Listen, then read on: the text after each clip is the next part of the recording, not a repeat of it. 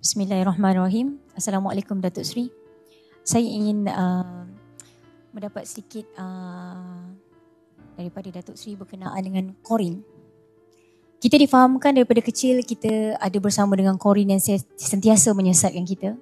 Saya nak tahu apakah amalan yang boleh kita amalkan untuk memastikan bahawa Qorin itu tidak lagi menyesatkan kita dan menghasut kita supaya kita tak selalu saya rasa itu kena dengan poin Datuk Seri tadi.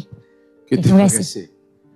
Kita ada Profesor Dr. Ruzaimi, Naib Chancellor Unisiraj. Daripada awal tadi ada lah. Ramai teman. Ramai orang lagi boleh jawab soalan ni, tapi dah saya duduk depan ni, saya jawab lah. Semua orang ada qarin. Kata Aisyah kepada Nabi, hatta anta ya Rasulullah, hatta ana. Kau pun ada qarin. Tapi Nabi SAW menewaskan qarinnya. Only the Prophet. Allah memang jadikan demikian. Al-Qurana'u minasyaitan. Qurana' daripada syaitan. Kena ujian. Macam mana nak kalahkan qarin? Dengan amalan salih. Sebab tu kita disuruh meminta dijauhkan daripada was-was. Qul a'udzu birabbin nas, malikin nas. Kerana adanya bisikan. Manusia mungkin tak faham bisikan ini. Tapi you experience bisikan. Qarin ini bukan maksud masa bisik, masa tidur saja. Dia memberikan yuha ba'duhum ila ba'd. Zukhrafil qaul. Dia meniupkan satu perhiasan perkataan yang kita sedar ataupun tidak sedar. Mungkin contoh yang paling obvious, orang nak bangun tahajud kan. Yang terlepas tahajud kan. Buka dalam mata, dalam keadaan fikir, kalau tengok jam pun kena fikir pukul apa. Tapi fikiran dia boleh fikir, awal lagi tidur lo.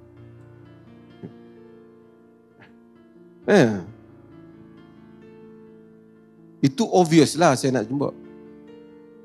Begitu cepat. Awal lagi tidur sikit lagi. Tengok-tengok dah masuk subuh, terlepas dia tahajud. Bisikan ini ada dalam diri kita. Allah jadikan mengalahkan qarin itu ialah pahala yang besar. Kena mengalahkan bisikan itu. Oleh kerana manusia lemah,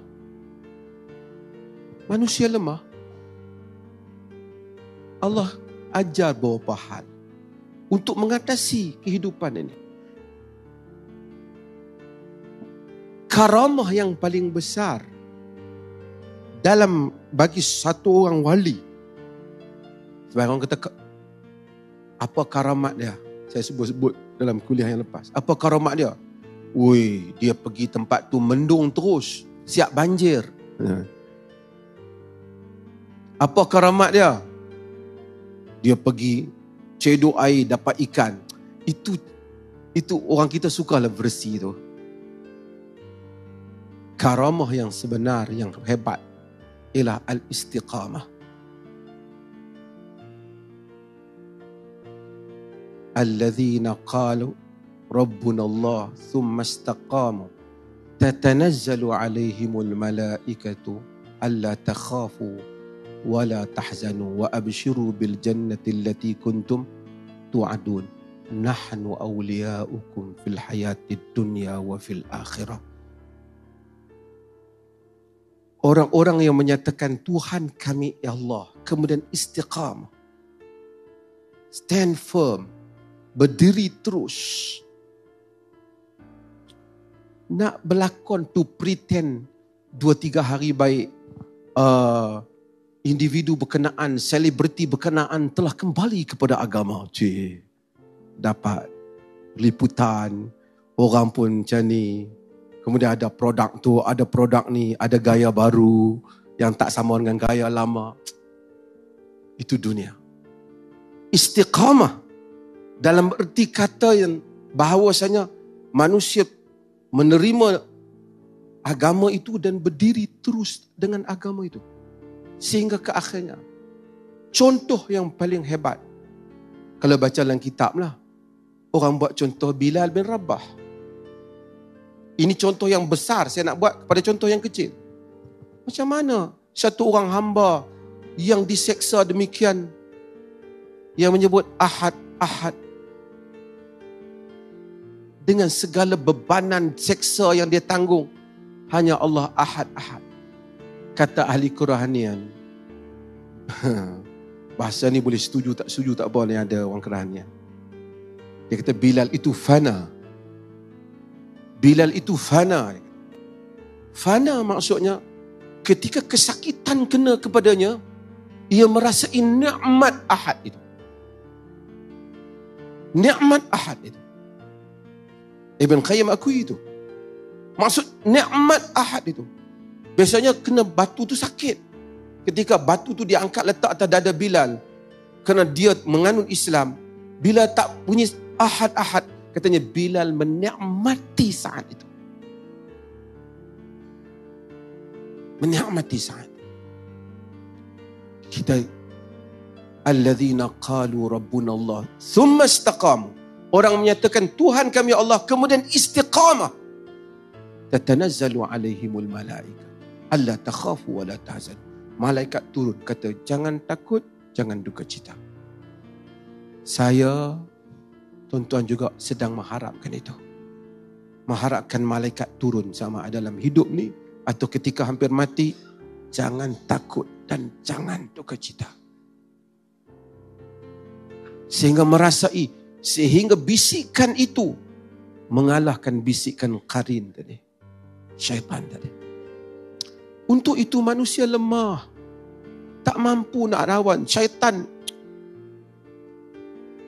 Syaitan ni lebih pakar daripada scammer yang duk telefon orang.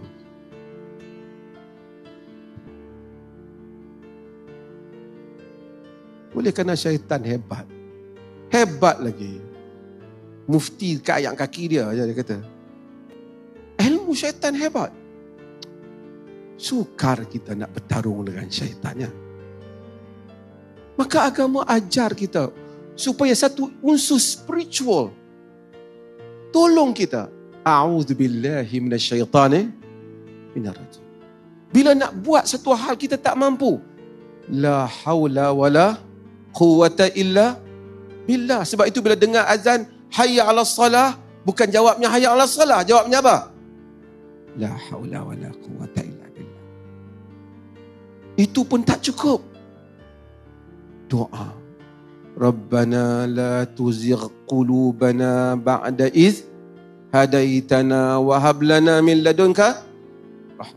Wahai Tuhan kami, jangan kau gelincirkan jantung hati kami setelah kau bagi hidayah pada kami. Kata Aisyah, doa yang banyak yang dia dengar Nabi baca apa dah?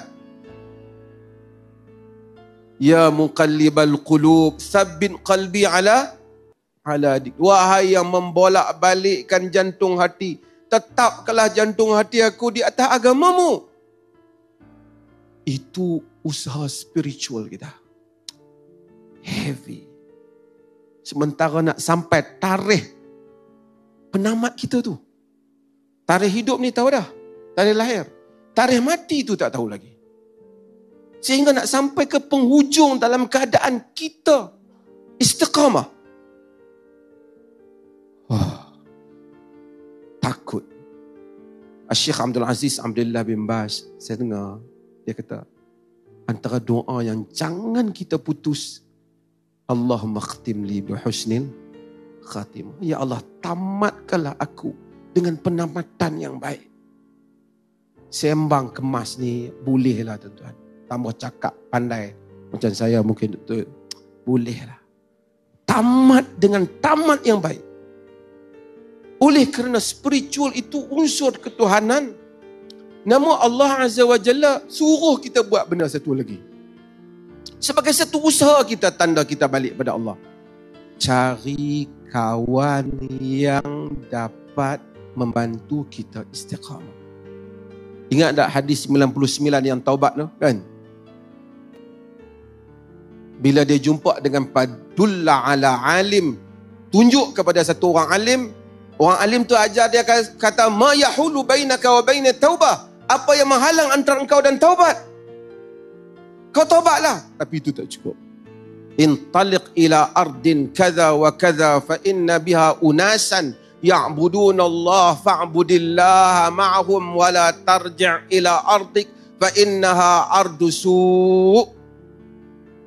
Kamu lepas taubat ni pergilah ke tempat sekian-sekian. Di sana ada orang yang mengabdikan diri pada Allah. Abdikanlah diri pada Allah bersama dengan mereka. Jangan balik ke negeri kau negeri jahat.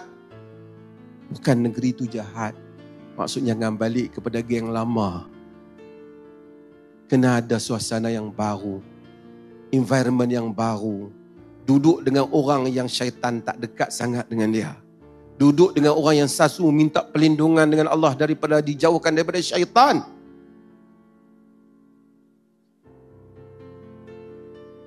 Satu orang lemah dengan diri dia, kuat dengan orang lain. Wala wasbir nafsaka ma'al ladzina yad'una rabbahum bil ghadati wal 'ashi yuriduna al hayat yuriduna wajhahu wala ta'du 'ainaka anhum turidu zinatal hayatad dunya wala tuti' man aghfalna qalbahu 'an dzikrina wattaba'a hawa wa kana amru furata. Wasbir nafsaka ma'al ladzina yad'una rabbahum bil ghadati wal 'ashi. Sabar dirimu dengan orang yang menyeru Tuhannya pada pagi dan petang. Dan mereka itu inginkan keredaan Allah.